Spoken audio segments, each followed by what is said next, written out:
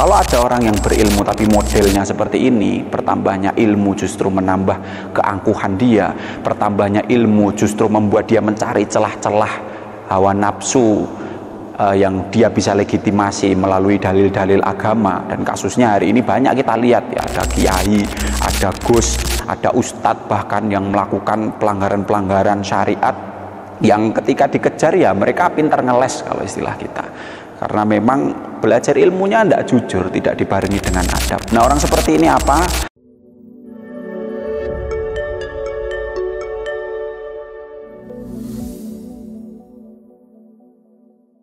Bismillahirrahmanirrahim. Assalamualaikum warahmatullahi wabarakatuh. Alhamdulillah, wassalatu wassalamu ala rasulillah wa ala alihi wa sahbihi wa mawalah wa ba'd. Ikhwanuddin rahimani wa rahimakumullah, pemirsa Inspira dimanapun Anda berada. Imam Malik pernah memberikan nasihat kepada salah seorang pemuda Quraisy.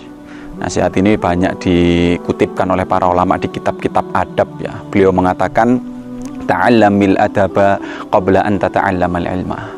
Pelajari adab dulu, baru setelah itu pelajarilah ilmu. Kemudian dalam banyak qaul-qaul lagi, perkataan-perkataan ulama yang lain, kita bisa menemukan anjuran-anjuran dan penekanan-penekanan dari mereka untuk memperdalam adab dulu sebelum kita mempelajari ilmu. Tentu belajar adab ini juga membutuhkan ilmu. Tapi yang menarik untuk kita ada satu pertanyaan besar, kenapa adab ini diletakkan di posisi yang penting? Bahkan sebelum seseorang belajar ilmu, ditekankan dan dianjurkan untuk belajar adab terlebih dahulu, sampai para ulama akhirnya menyusun sebuah kaidah yang berbunyi di sana, al-ilmu, al-adab qabla al-ilm, ya, bahwa adab itu di atas ilmu. Dari yang bisa kita telusuri ya, para ulama memberikan penekanan belajar adab sebelum belajar ilmu ini karena ilmu itu adalah alat ya. Ilmu adalah wasilah, al-ilmu wasilatun. Ilmu adalah wasilah untuk lebih dekat kepada Allah, untuk lebih takut kepada Allah. Namun ketika kita tidak punya adab, kita tidak memiliki akhlak yang dengan itu nanti kita mengontrol ilmu kita, yang hadir justru tughyanul ilm ya. Ilmu yang merajalela, ilmu yang tidak diletakkan pada semestinya. Dan kita sama-sama tentu sepakat ya, orang pintar yang tidak beradab, orang pintar yang rusak tentu lebih berbahaya daripada orang bodoh yang rusak. Sama-sama orang jahat misalnya, yang satu bodoh, tentu efeknya berbeda dengan orang jahat yang cerdas, yang pintar, yang dia bisa melakukan kejahatan dengan berbagai macam trik dan cara supaya keuntungan dia lebih besar, supaya kerugian untuk orang lain lebih banyak, supaya tidak terjerat hukum dan cara-cara licik yang lain. Inilah bahayanya ilmu tanpa adab. Makanya para ulama menekankan belajar adab dulu, baru kemudian pelajari ilmu. Imam Ibnu Mubarak pernah mengatakan, kami dulu belajar adab itu 30 tahun. Karena memang adab itu ditanamkan dalam praktek sehari-hari, dituntun oleh para guru yang membimbing. Ya, tidak bisa hanya sekedar teori, maka butuh waktu puluhan tahun. Sedangkan belajar ilmu, kami dulu membutuhkan waktu 20 tahun. Tentu 20 tahun juga bukan waktu yang sebentar. Tapi 30 tahun dibanding dengan 20 tahun, tentu saja 30 tahun lebih lama waktunya. Padahal kita sama-sama tahu ilmu yang dimiliki oleh ulama-ulama terdahulu tidak main-main kualitasnya dan kuantitasnya. Tapi mereka bahkan memberikan porsi yang lebih banyak untuk belajar adab dan karakter daripada belajar ilmu.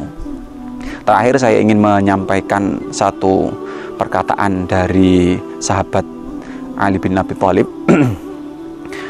Beliau pernah mengatakan, man isdada ilman wa lam yasdad hudan lam yazdad minallahi illa bu'dan ya.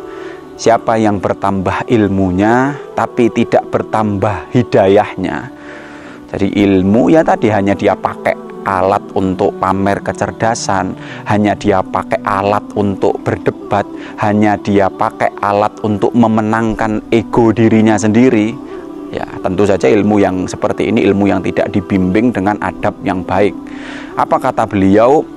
lam yazdad minallahi illa bu'dan. Kalau ada orang yang berilmu tapi modelnya seperti ini, pertambahnya ilmu justru menambah keangkuhan dia, pertambahnya ilmu justru membuat dia mencari celah-celah hawa nafsu yang dia bisa legitimasi melalui dalil-dalil agama. Dan kasusnya hari ini banyak kita lihat ya, ada kiai, ada gus, ada ustadz bahkan yang melakukan pelanggaran-pelanggaran syariat yang ketika dikejar ya mereka pintar ngeles kalau istilah kita, karena memang belajar ilmunya tidak jujur, tidak dibarengi dengan adab. Nah, orang seperti ini apa? Lam yazdad minallahi illa bu'dan. Ujungnya ya tidak menambah apapun kecuali justru dia semakin jauh dari Allah Subhanahu wa Ta'ala. Ilmu yang tidak dibarengi dengan adab akan melahirkan orang-orang pintar yang jahat, dan orang-orang pintar yang jahat ini jauh lebih berbahaya daripada orang-orang jahat yang bodoh tentu saja. Dan ilmu yang didapat tanpa adab ya akan melahirkan orang-orang yang hanya memanfaatkan ilmunya untuk hal-hal yang buruk. Tentu ilmu ini mulia, tapi kalau tidak diiringi dengan adab, yang dihasilkan justru manusia-manusia yang berbahaya. Ulama-ulama yang tidak berilmu akhirnya melahirkan masyarakat-masyarakat. Ulama-ulama yang berilmu tapi jiwanya tidak bersih dengan adab ya, akhirnya penuh dengan hawa nafsu. Akhirnya masyarakat yang dibimbing oleh ulama-ulama model seperti ini juga masyarakat-masyarakat yang memuja hawa nafsu dan hanya menggunakan ilmu sebagai alat untuk memuaskan dan memberikan legitimasi atas hawa nafsu mereka. Semoga Allah Subhanahu wa Ta'ala mengkaruniakan kepada kita ilmu yang bermanfaat. Tentu ilmu yang bermanfaat ini ilmu yang didampingi dengan adab. Makanya para ulama dulu sebelum mengajarkan murid-murid mereka ilmu yang banyak, memberi suapan-suapan ilmu, mereka menekankan dan menanamkan adab itu sedalam-dalamnya, sekuat-kuatnya kepada para diri murid-murid mereka, supaya yang lahir nantinya adalah orang-orang alim yang beradab, berakhlak, yang takut kepada Allah Subhanahu wa Ta'ala, menggunakan ilmunya bukan untuk kepentingan pribadi, tapi berusaha menggunakan ilmu itu untuk mendapatkan ridha Allah dan memberi kemanfaatan untuk banyak orang.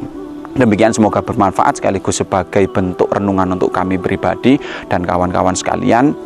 Jangan jadikan ini untuk menjauhkan kita dari ilmu, jadikan ini untuk cambuk kita supaya ilmu kita menjadi ilmu yang bermanfaat dan ilmu yang terarah untuk kebaikan, bukan ilmu yang jadi legitimasi kesalahan, keburukan dan hawa nafsu kita. Semoga Allah selalu membimbing kita menuju jalan yang diridhoinya. Kami akhiri, assalamualaikum warahmatullahi wabarakatuh.